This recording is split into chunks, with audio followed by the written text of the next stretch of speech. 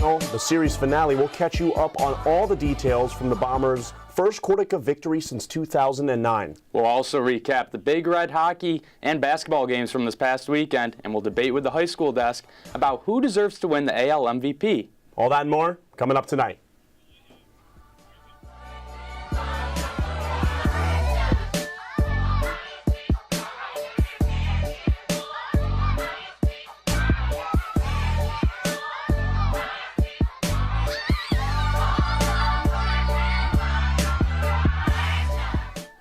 Hello and welcome to the season finale of Sports Final. I'm John Sokoloff. And I'm Alex Hessig. Alex, we've got a jam-packed season finale tonight, but first, the Bombers beating Cortland for the first time since 2009, breaking so many team records, player records, all that good stuff. We'll get into all the records break a little later. And it was a big weekend on the East Hill as well. Cornell hockey is back in action, and Big Red Hoops returned as Jimmy Boeheim made his debut against his father in Syracuse up in the Dome. So it should be an exciting time ahead for Cornell Athletics, but we got to start with Cortica right now. It was a crazy weekend, to say the least. Crazy weekend, especially since last year. This year, obviously, a brand new coach, new quarterback, a lot of new freshmen, but last year's game, it was Brett Segala, the fourth quarterback to start for the Red Dragons that year. They were 4-5 going to the game, and he was also a freshman. He threw for 358 yards and 4 touchdowns. Clearly didn't have any trouble that way. Also, John Mannix was a nightmare against the Bombers in his 4 years. He tore it up against them with 190 yards and a TD. Obviously, he graduated, so he didn't play yesterday. Other side of the ball, though, Schaefer was a solid 196 yards and 2 touchdowns, but he was sacked 8 times, with 4 of those sacks coming on the final drive. And also last year, that was the first time we really got to get a look at Will Gladney's ability. 138 yards, 2 touchdowns in Cortica as a freshman. So that was a big game for him. But we're going to send it to our very own Jack Arpey now, who has more on the history of the Cortica rivalry. In sports, there are few things more heart-pounding, more pulsating than a winning touchdown scored in overtime at the Super Bowl, or a walk-off home run in Game 7 of the American League Championship. Send the Yankees to the World Series. But there's something about a rivalry between two teams that brings out the passion and the excitement that is synonymous with American sports.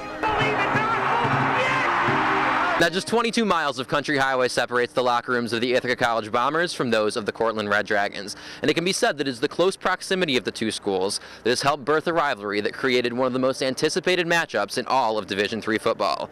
The biggest little game in the nation. This is the Cortica Jug.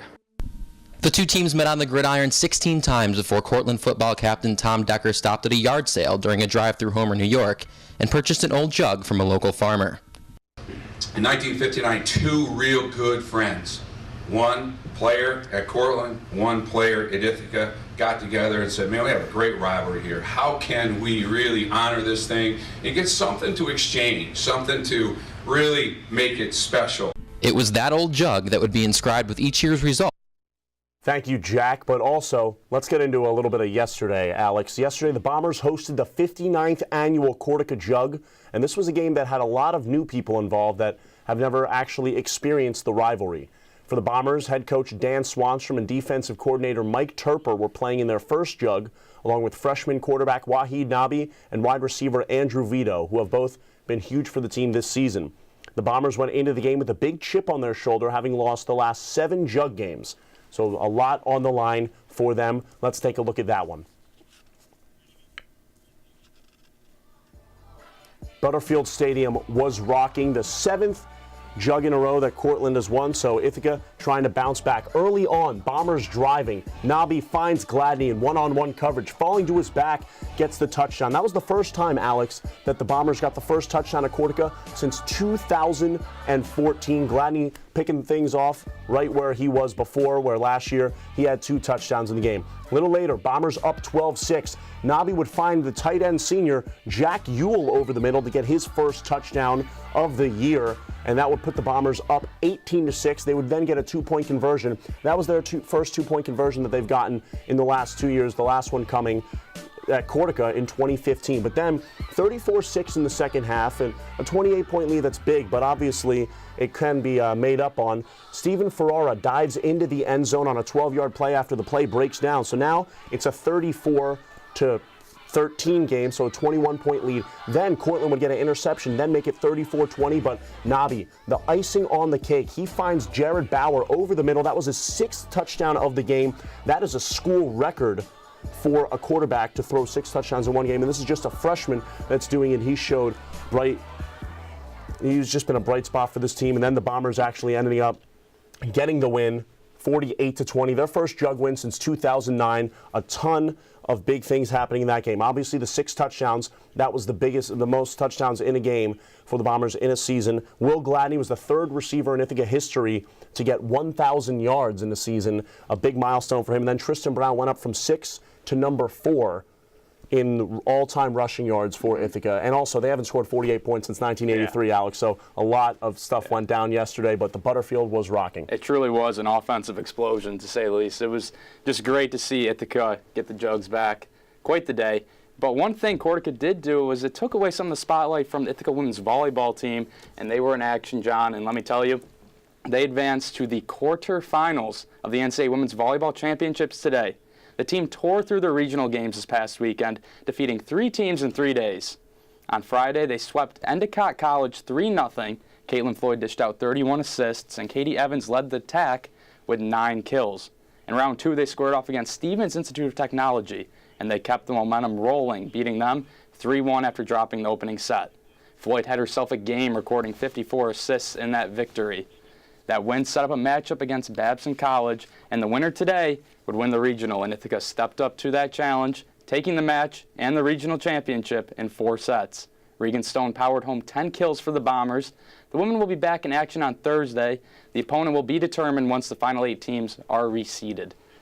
Alex, crazy stuff there. Regan Stone in her freshman year has really been incredible for the women's volleyball team. Wish the best of luck to them on Thursday. Right. I believe they're going to Michigan. We're going to take a quick break. On the other side, we'll take a look at some Cornell basketball that just started up, and we'll also recap the events from Liner Rink last night between the Big Red and Harvard. Also, we'd like to remind you to follow us on social media, Twitter, Facebook, and Instagram at ICTV Sports Final. We'll be right back. Stay with us.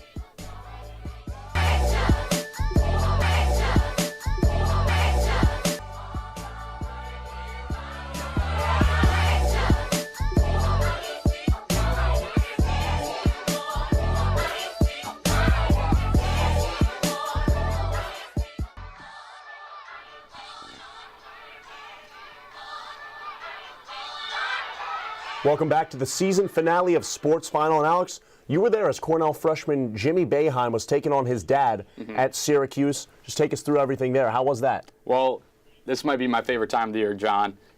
College hoops is back, and the Cornell Big Reds started their season off with quite the challenge, having to go up against Syracuse in their vaunted 2-3 zone. Despite the odds being against them, Cornell was hopeful that their returning experience and new additions could help them make it a game against this rather inexperienced Syracuse roster that only returned 1 starter from last year's team.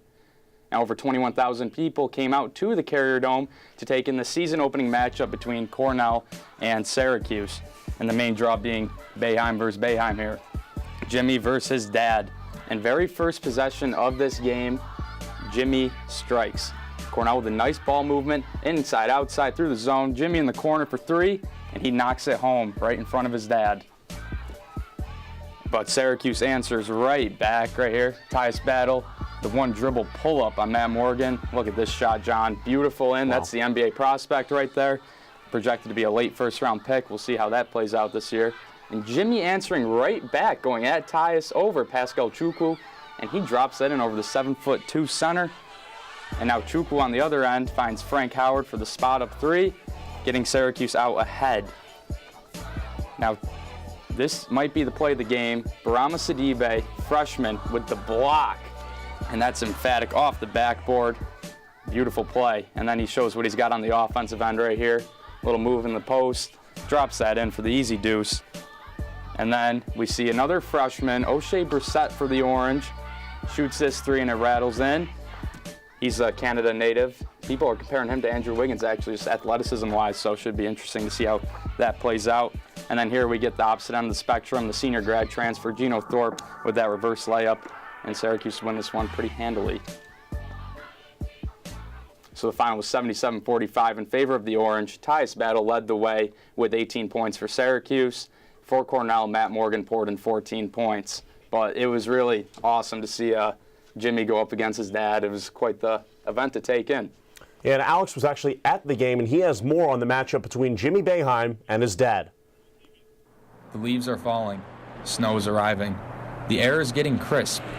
All these signs can lead us to one certainty. College basketball is back. And Friday marked the first day of the 2017-18 College Hoops campaign, and teams were kicking off their seasons all across the country. But in Syracuse, New York, the matchup between the Syracuse Orange and Cornell Big Red was anything but ordinary.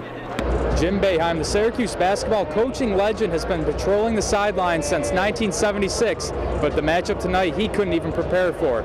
He squared off against his eldest son, Jimmy, who's suiting up for his first collegiate basketball game for the Cornell Big Red. It was the younger Boeheim who landed the first jab of the night as he knocked down a three right in front of his father. However, after that, it was all orange. Father and son embraced after the battle on the court, and what was said between the two of them is sure to draw a laugh from most. He said, like, keep my head up, way to play. He said I was close to having a good game, I guess, but Having to try and beat someone you've always loved and rooted for is a tough task for anyone, even for a Hall of Fame head coach. A tough game tonight. You watch your son play his whole life, and you're always pulling for two things: that he plays well and that his team wins. So I was only hoping for one of those tonight. Round one goes to the elder Boeheim, but there's sure to be plenty of more good matchups to come as younger son Buddy signed his national letter of intent to play for the Cuse next season. Reporting for Sports Final, I'm Alex Hessig, ICTV. It was quite the thing to see father versus son right there.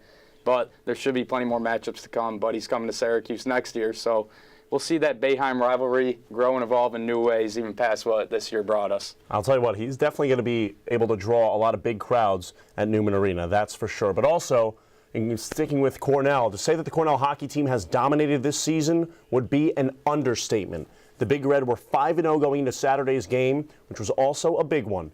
It wasn't just an Ivy League rivalry on Saturday as Cornell hosted Harvard, but it was also a battle of ranked teams with the Big Red ranked 11th and the Crimson at 5th. And this game ended up being a thrilling one. Let's send it over to Lino Rink. Battle between rivals. Donato intercepts the pass at the blue line, gives it to Zerder Gosseg in front of the net to Bowlby for a putaway. Harvard would go up 1-0. And then Krusko backhands the puck towards the net, loses it in the crease, but Pelton Bryce finds it, puts it away to make Harvard up 2-0. And then on the power play for Cornell, 1 minute left in the first, Mallett's slap shot goes off the glove of Madsen. Mallett gets it back, wraps around it, but they're saved again by Madsen. Caldas would find the puck in the center, and a wrist shot would get in the back of the net. So then it was a 2-1 game, but then Mallett would be loose across mid-ice in the zone, dekes around Merrick Madsen to tie it at 2, and then at the very end, Cornell with the puck and a man advantage. 8 seconds left, Barron behind the net to McCray, who falls down to score the game-winning goal for Cornell with 1.2 seconds left, and it was truly a special night at Lino Rink after that one, Alex. It was definitely rocking over there. Yeah, it was, and you love to see that. Great college hockey action. Now, we're going to go back a little bit here before we put this MLB season behind us in the rearview mirror. We're going to talk who should be the American League MVP. I know we all have some hot takes on this. We got the high school desk with us to talk this out. So I'll start with you, John. Who should be the American League MVP? Well, I just want to start out. How you guys doing? It's great to see you. Great to see you up here. Always fun to be here. And I'm going to start out. This should not even be a debate. I'm so sorry. Jose Altuve hit .346. Okay, he only hit 24 home runs, 84 RBIs, a .410 on-base percentage. This guy was a rock star. And Aaron Judge did go on First Take, and I know like guys trying to be too polite with this, but he pretty convincingly said that he thinks Altuve should be the MVP. When the competition is saying that, I think that's a pretty safe bet. Altuve is an excellent glove.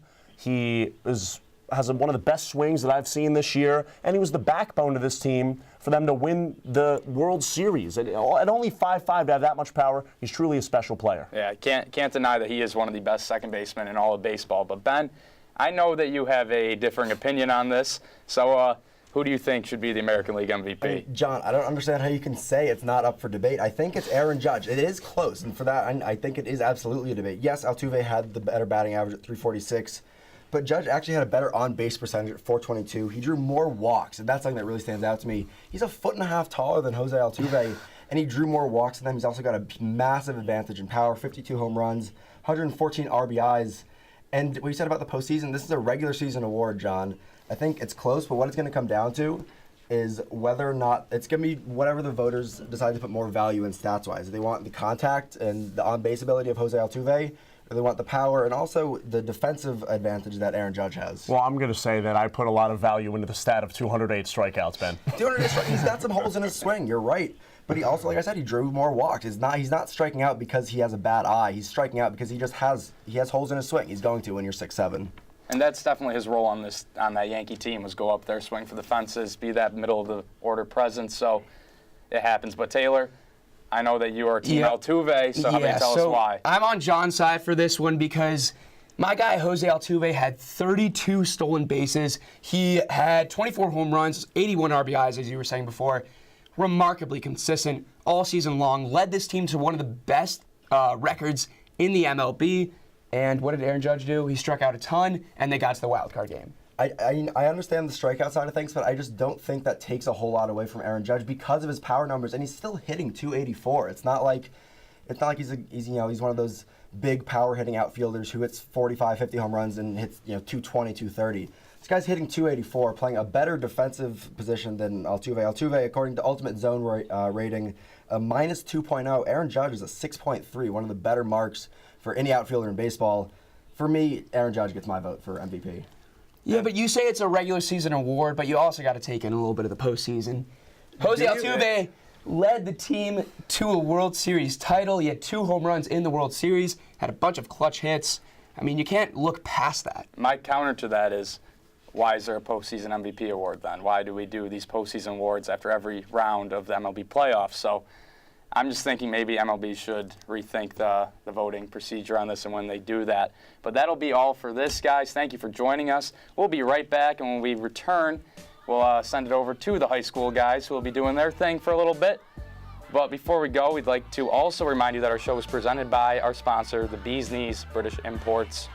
And be sure to follow us on all forms of social media, Instagram, Twitter, and Facebook.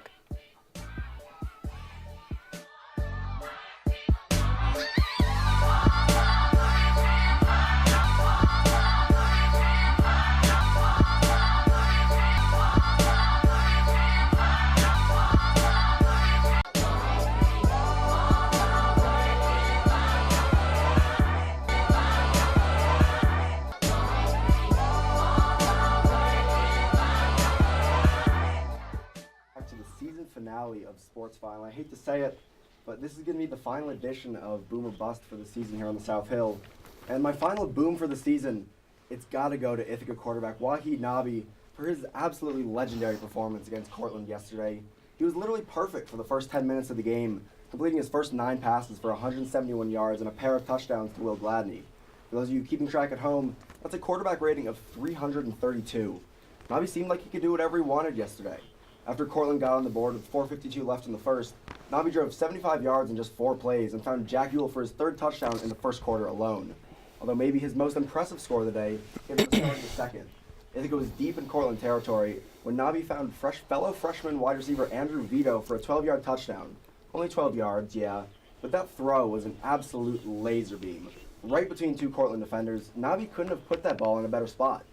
By the end of the game, Nabi had 329 yards and 6 touchdowns, becoming the first Bomber quarterback with such 6 touchdowns in a game. Oh, and he beat Cortland. It was an easy choice to make Wahid Nabi the boom here. And where there's a boom, there's got to be a bust. This week goes to the end of the Jaguars-Chargers game from earlier today. The final 3 minutes or so was just a comedy of errors. The Jags were down 17-14 trying to get downfield. On a second down, Blake Bortles was supposed to be throwing the ball to his own team, but instead threw it straight at Chargers safety Trey Boston. After a delay of game penalty, the Chargers proceeded to cough up the ball and give it right back to Jacksonville. Bortles looked to Marquise Lee in the end zone, and Lee drew a pass interference penalty. The ball should have been placed on the 1, giving the Jags fantastic field position.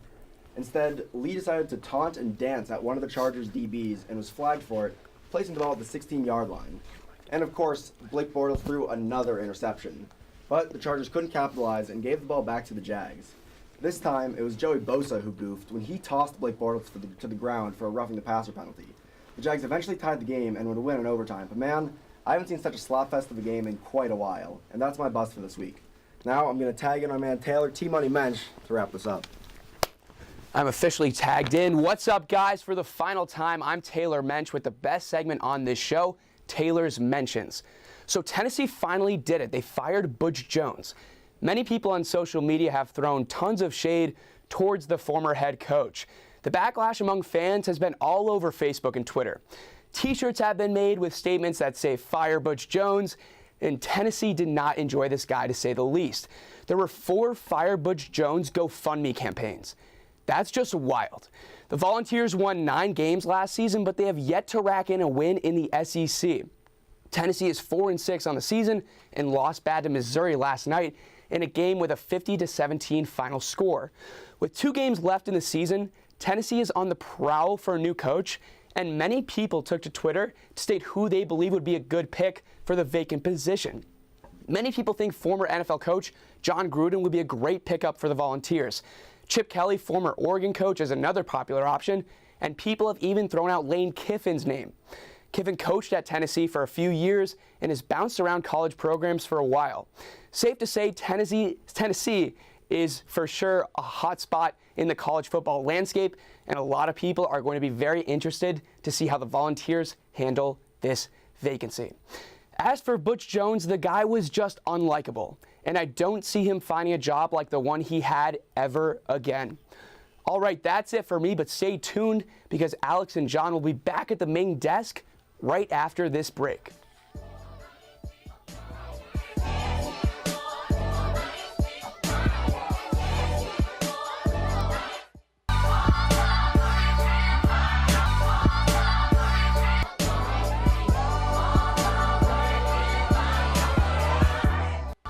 Welcome back to the season finale of Sports Final. It's been an extremely awesome season and an exciting week here in Ithaca. It wouldn't be a season finale unless we didn't sign off with the top 5. Alex, take it away, man. You're right. We got to take a look at the top 5. It was one of the biggest weeks in Ithaca sports, so let's take a look.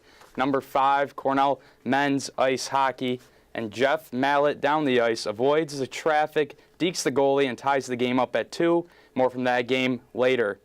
Now on the first drive of the game, Wahid Nabi throws one up for Will Gladney in this quarter game, and he reaches back, pulls it out of the air with one hand for the early touchdown for the Bombers.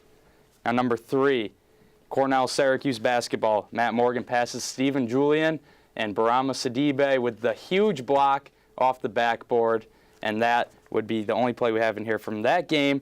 But we're going to jump back to some hockey. Cornell game winner. Alec McCray puts it away while falling down to give Cornell the victory. And then number 1, we're going to go back to some Cortica action here. Biggest game of the year, that's why we got to end it on number 1 for your season finale of top 5 plays. And Wahid Nabi throws it up on 3rd and 7, and freshman Andrew Vito, full extension, makes the grab. And that'll do it in that huge rout of a win of that Cortica game and for top 5 for this season.